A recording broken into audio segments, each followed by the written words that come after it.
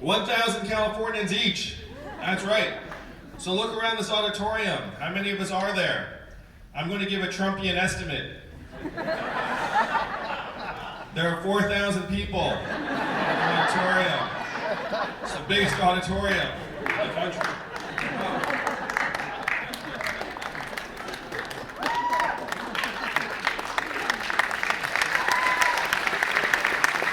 I think there are about 240 of you here today, but 240 would be 6 football stadiums full of Californians. That is the power here in this room to change the future of this country. That's why I love campaigning here. Each of you is magic. You can do something that the rest of our fellow Americans only dream of doing. Most of the country looks up and they see our government as a series of pipes clogged full of millions and millions of dollars of lobbyist cash. And they despair they can do nothing about it. They are correct. They can do nothing about it. You're the only people in the country who can flush the pipes clean. That's the power. So each of you has superpowers. Everyone you know who's an Iowa voter has superpowers. Anytime I talk to anyone here in the state, I feel the lever of history moving. It's a glorious feeling. That's why I'm so pumped to be here. You know, like, you do other things in other parts of the country, and it's insubstantial compared to what happens here. You move one Iowa voter, you know that that is a game changer in a way that is not true in any other part of the country. Now, I get the sense that many of you are students. How many of you are students right now to get that shot? Yeah, you look around, I got that sense. You have that youthful air to you. Plus, I mean, we are where we are. We're in Iowa City. I love this town too. I'm just munching on Oasis falafel in the back. Anytime I'm anywhere near it, I'm like, someone get me some Oasis. Because it's like legitimately delicious Middle Eastern food. So if you're a student, if you're a young person, I apologize on behalf of the generations that have come before you, because we have left you an awful mess. We really, really have. And worse yet, we blamed you for it, which also makes no sense. You think of this in terms of climate change, which is true, but it's even worse than climate change. If you're a student here in college, college is now 2.5 times more expensive than it was when I went to school. Has it gotten 2.5 times better? No. It stayed about the same. Frankly, if you're generous, it stayed about the same. But it got 2.5 times more expensive. So why? You're paying the bill, or your parents are paying the bill, or you're taking out massive loans. The government's like, don't worry that it got 250% more expensive. We'll give you loans. How many of you are going to graduate with student loan debt? We're up to $1.6 trillion in student loan debt and counting.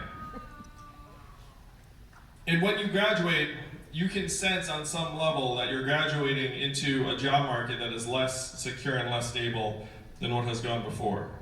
That's true as well.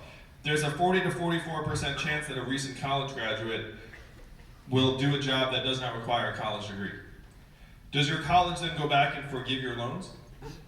No, it's a one-way trip. So you get the loans, we hope it works out, but it's working out for fewer and fewer people in this country. If you were born in the 1940s in the United States of America, there's a 93% chance you're going to be better off than your parents. That's the American dream that brought my family here. That's what many of us aspire to. If you were born in the 1990s, you're down to a 50-50 shot and it's declining fast. That's what we have to apologize to you all for. The things you feel that we've left you a mess, we have. It's immoral. It's unconscionable. I'm a parent. I look at my kids and say, you deserve better. I'm going to look at you all and say, you deserve better. We cannot clean it up without you, though. We have to have your help to clean up the mess. And we have to clean up the mess in a way that will actually improve your lives. Not just the way you feel, but actually improve your way of life. This is a very, very high bar, and our politicians have been falling short for years. We've seen our communities start to slip as a result. Iowa's a traditionally purple state, the swingiest of swing states. Why did Donald Trump win this state by almost 10 points? Now, there are a number of reasons that are out there. If you turned on cable news over the last number of months, why would you think that Donald Trump won Iowa by almost 10 points? Hillary Clinton. So what I've heard from people here is emails, racism, Facebook, Russia. Anyone else? Non-politician. Media bots. Yeah, so that's where I am. We blasted away 40,000 manufacturing jobs right here in Iowa. I have been to those communities, and after the factory closed, the shopping center closed, and then people left, and then the school shrank, and that town has never recovered. And you know what happened to that town in terms of its vote? It went straight from purple to red, bright red. And that happened in every town in your state that lost its manufacturing jobs. After we blast away the jobs, people turn to Trump. That is what you all have to remedy, because what happened to the manufacturing jobs is now shifting to other parts of the economy.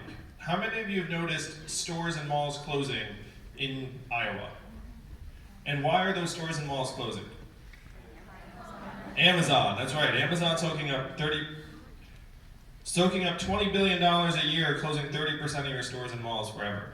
What's the most common job in the economy? Retail clerk.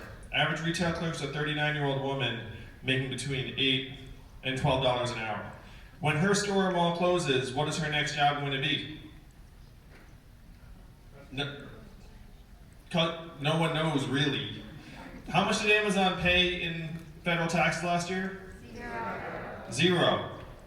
That is your math. 20 billion out, 30% of your stores closed, most common job starts to disappear. You all get zero back. That is the feeling here in Iowa. That's why many of the young people feel like they need to leave the state for greener pastures. That's how you have a purple state go to Trump by 10 points. So this is what you all have to reverse together. You have to rewrite the rules of the 21st century economy so that it works for you all. And you have to actually give the people here in Iowa a real path forward. Instead of feeling like their small towns are getting sucked dry, their kids are leaving the state, we have to make it so that Americans do not feel like they have to move in order to live the kind of lives that you want. And we've been letting things go the wrong direction for years and decades. So rebalancing this economy for our people and our families will take a very big move. Something as dramatic as putting $1,000 a month in the hands of every American at the age of 18. And when we do this, when we put this money into your hands, how will you spend it? Where will it go in real life? Local economy. How much of it will stay right here in Iowa? Most of it. Not all of it. You might get your own Netflix password. But most of it would stay right here. It would go to Oasis Falafel and local businesses and local nonprofits and student life and religious organizations. This is the trickle-up economy, Iowa, from our people, our families, and our communities up. This is what you all can make real on February 3rd. This is how we make it right for our kids. Where we can look at our kids and say, and mean it, your country loves you, your country values you, and we will invest in you. I have run organizations for decades, and there are 3 things you can do with your people. Number 1, you do nothing, and they leave you within a year. Number 2, you tell them how great they are. That lasts for about a year, and then they leave you between years 1 and 2. The third thing is you actually invest in them. You pay them, you give them raises, you have some form of progression and advancement for them. If you do number 3, they stay with you for years and years, maybe forever.